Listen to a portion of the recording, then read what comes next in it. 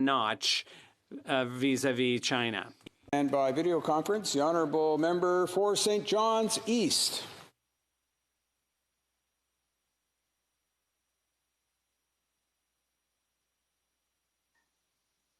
Thank you, Mr. Speaker. I'm just having a little trouble unmuting here. I'm pleased today to join in the Opposition Day motion presented by the member for Wellington Halton Hills. It's a without accepting everything in the preamble, the issues are set out pretty clearly, calling on the House to do two things: make a decision on Huawei's involvement in Canada's 5G network within 30 days, and also develop a robust plan, as Australia has done, to combat China's growing foreign operations here in Canada and its increasing intimidation of Canadians living into Canada, and table it in the House within 30 days. Now, aside from the timing, which is fairly precise for an Opposition Day motion, I do want to say that these are two issues that have been outstanding in this country for quite some time. And I think the time has come to bring them to a head. We do need, and we have been hearing in our Canada-China Committee, lots of evidence of intimidation of Canadians by agents of the Chinese government through one form or another. The kind of concerns that have been raised about Canada's lack of a proper response. And we've also heard confusion that has ensued as a result of that, with people being approached and asked and intimidated, threatened, sometimes very obvious, sometimes very subtle. And when they go to report this matter to the authorities, they don't get a very positive response. We had direct evidence from individuals passing on this information that they talk to people in CSIS and they are told to go to the RCMP. When they talk to people in the RCMP, they're told to go to CSIS. CSIS tells them to go to Global Affairs, the essential proverbial runaround. Now, I know that there's been some comment by the Minister of Public Safety about this in the House recently, but there seems to be a lack of a coherent plan as to how to deal with this. Obviously, thought must be given to this. The agencies of government are well aware of this. The government itself is well aware of this. And there seems to be something missing here in terms of the kind of response that Canadians would expect to have on a matter of such great importance and concern to Canadians who, particularly Canadians of Chinese descent, who are living in Canada, citizens of Canada, or in some cases, students or international students who are here, or people who are engaged in political activities within Canada, who are being intimidated in their home country by agents of a foreign country, in this case, of course, China. It's a problem, no matter who it would be, and this is not particularly aimed at China, in the sense that if there's a need for a response by government, it should be a response that applies to any country. So we're not looking for an expectation that there's a China-specific rule here. It's just that the examples that are being brought forward are related to China in this instance and should be rules of general application. For example, it's been suggested to the Canada-China Committee that there are legislative approaches that have been taken by other countries, and I know Australia is particularly singled out in the motion, but that doesn't need to be the exact model. The clear point, though, is that other countries have taken legislative action. The United States has a particular strong piece of legislation dealing with the rules of the operation of foreign missions in the United States, and action has been taken under those rules against individuals, in particular from China, using that legislation and getting a fairly quick response and showing clearly that this kind of behavior is not going to be tolerated. We don't see examples like this within Canada. We don't see the clear indication by government that action is being taken where it's needed to ensure that this kind of activity can't happen. And the Canada-China Committee was set up nearly a year ago, and we've been studying this. We've been looking at these questions. We've been hearing from witnesses. We've been getting plenty of information to show that there is a need for an effective government response that's lacking. And when witnesses come to our committee and say that they feel that the CSIS doesn't have the enforcement power that it ought to have, that the RCMP are on a local level are ill-informed as to how to deal with this question, and they don't really have answers for people, and people are felt that they're left abandoned by their government in a circumstance where either threats are made against them or intimidation towards them and their families that may remain in China, then that's something that we have to do something specifically about, and people need to know that their government is prepared to respond. That's what's missing in this picture right now, and we would want to support the notion of seeing the government lay out a plan and lay it out quickly so that people can be assured that government is prepared to respond in a positive way and a necessary way to the kind of intimidation and interference that we're seeing. You know, we're seeing it at other levels as well, and we're seeing it, you know, interference in potential interference in universities. We have heard some evidence on that in the Canada-China Committee, but there seems to be a growing concern that there's an undue influence in that respect, and it's something that we would want to, whatever involvement there might be in terms of research support, that it ought to be transparent and open and not something that's subject to the kind of pressure and concerns that we've seen being raised. We do need to know, too, that the decision being talked about, thought about, clearly studied about what do we do with Huawei, that has to be brought to a head as well. I mean, we've clearly the government has been looking at this, and they say they've been looking at it. We'd like to know what are the results of this investigation? What are the results of the concerns that have been raised? We've seen them very broadly raised internationally.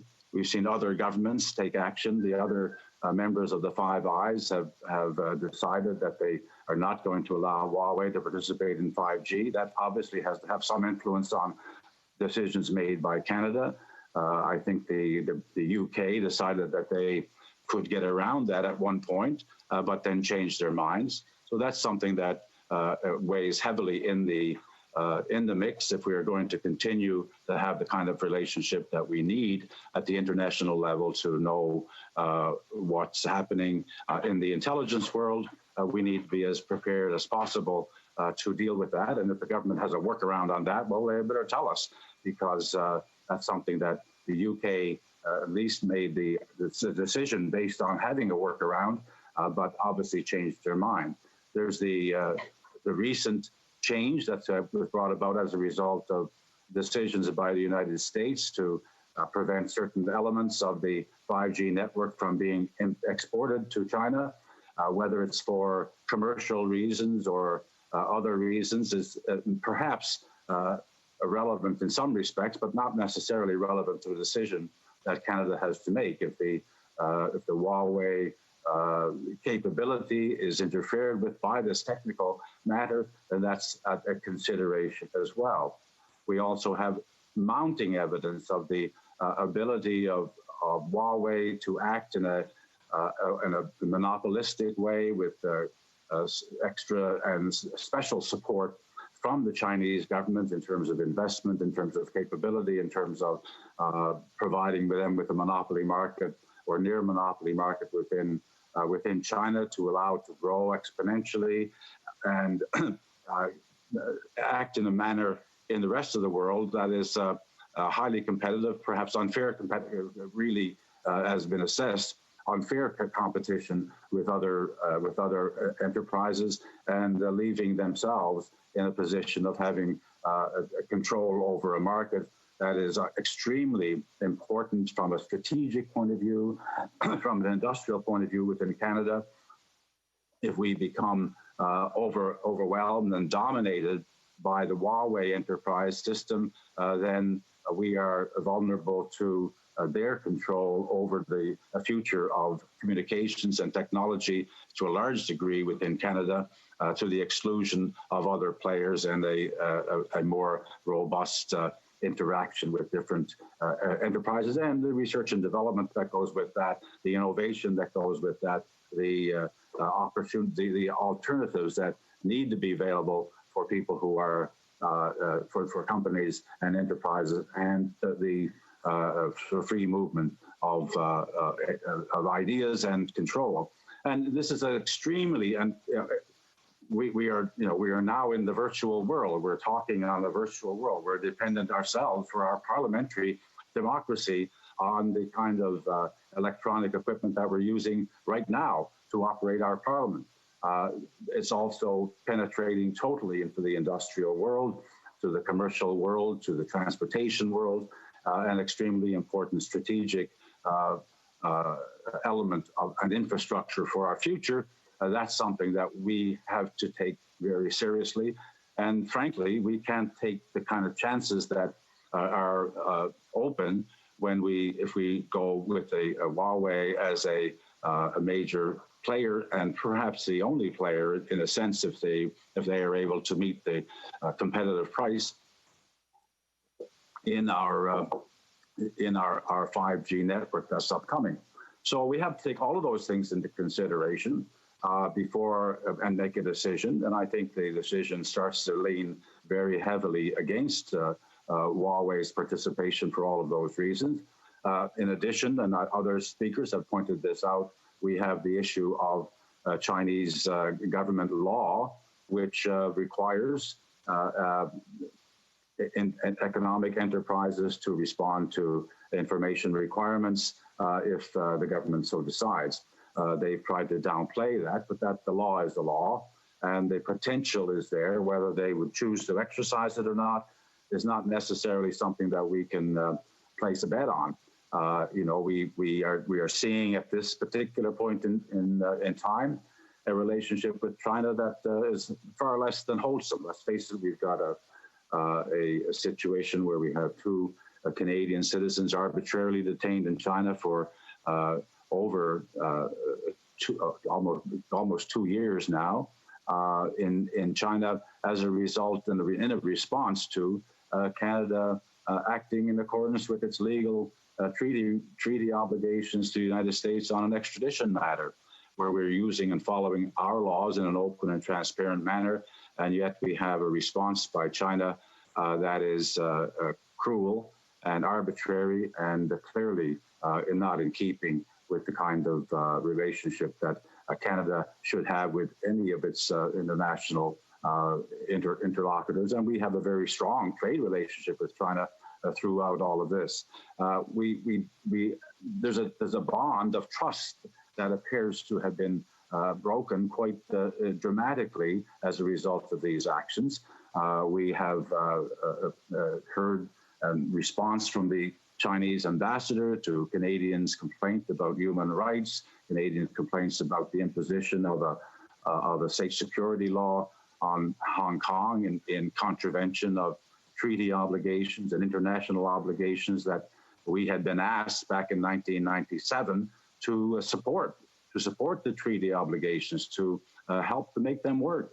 And now we're seeing that the Chinese government is not following through on those. So there's a loss of faith here that is going to take an awful lot of activity and behavior and change to try to mend.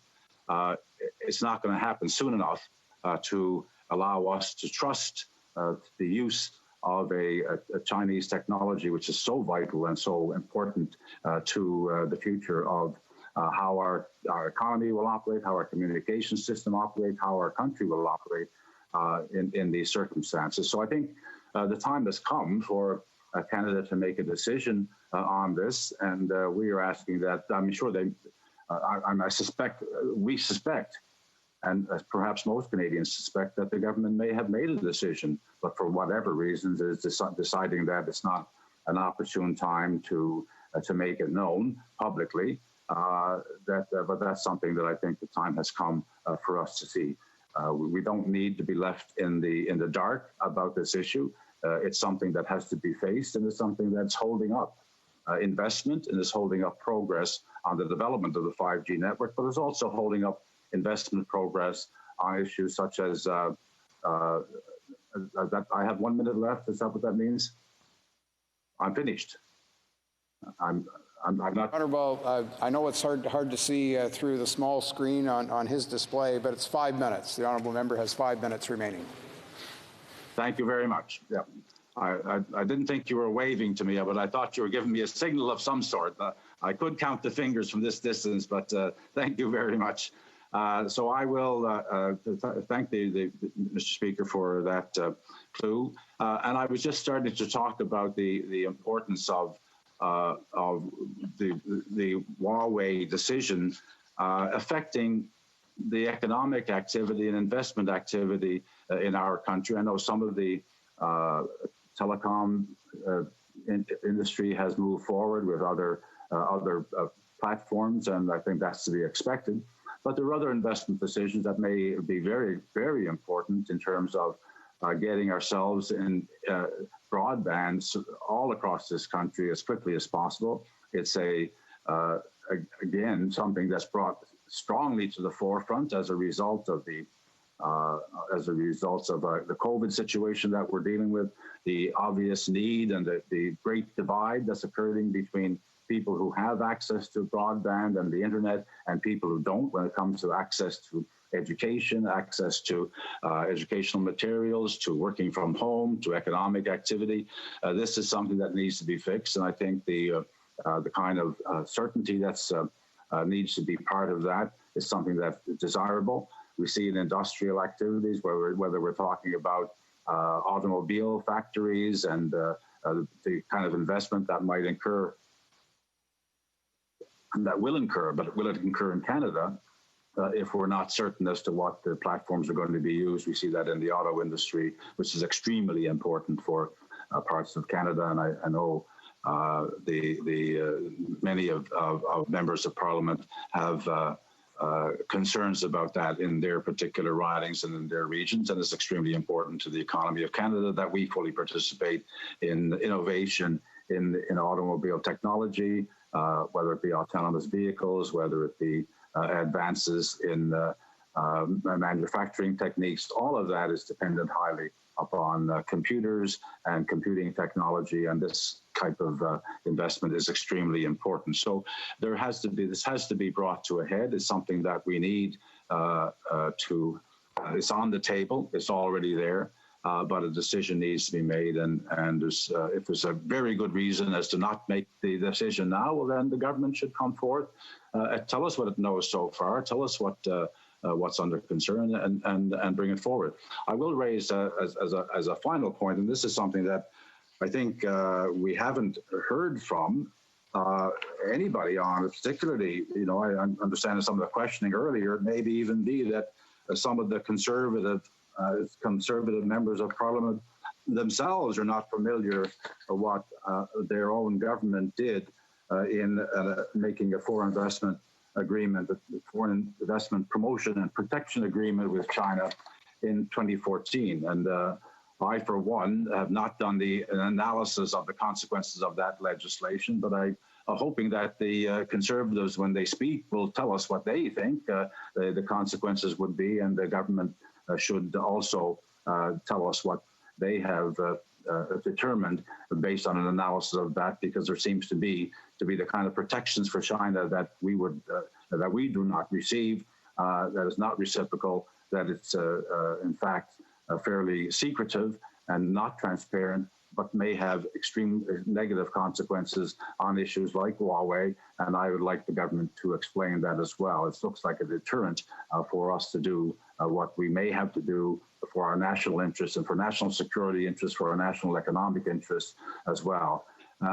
So both of these issues, the issue of dealing with the interference and intimidation and activities of the Chinese government in particular, of having a legislative response, having a direct response in terms of what the government plans to do to deal with this in a comprehensive way, This should be on the table very shortly. I'm hoping the government can give us some outline as to what might be included in that, but also it's today, but also to ensure that this happens very quickly so that Canadians can feel safe in their own country from the foreign influence and intimidation and threats from representatives of other governments. Both of these are important, Mr. Speaker, and I think I'll end by saying that we support this motion. Questions and comments. Question commentaire. The honourable member for Dauphin, Swan River, Neepawa. Thank you, Mr. Speaker, and thank you to the member for the speech. I had some questions around earlier this morning. We had the minister state that if Canadians noticed any type of government interference, they should go to the RCMP and report that immediately, and the RCMP will take action. In your testimony this morning, you were talking in your speech, you were talking about how the RCMP at the committee level was asking to be involved in these discussions and how to deal with China and interference at the Canadian level and at the local level, which seems rather disjointed in that kind of thought process, how we tackle this.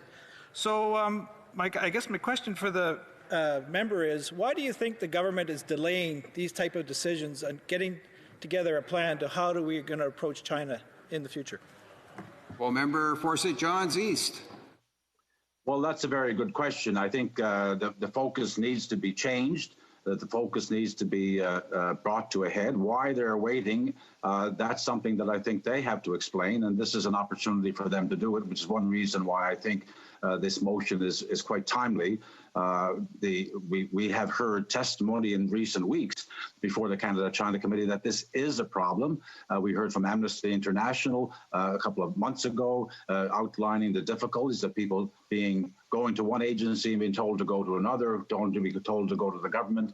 That clearly underscores the lack of a cohesive and comprehensive response, and government has to make it clear what the response is and how Canadians who are affected by this can have a single point of contact, so they know where to go and they know what they're going to get when they get there. Questions and comments? The Honourable Parliamentary Secretary to the Government House Leader. Yes, thank you, Mr. Speaker.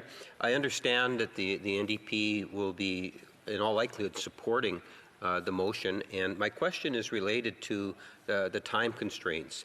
Does the member have any issues with respect to the time constraints? He talked about, for example, the automobile industries, which is so vitally important. All you got to do is talk to a number of my Ontario colleagues and members in all regions, and we recognize just how important it is for certain sectors of our economy and so much more. And there are security issues also. But the concern that I would have is the timing obligation.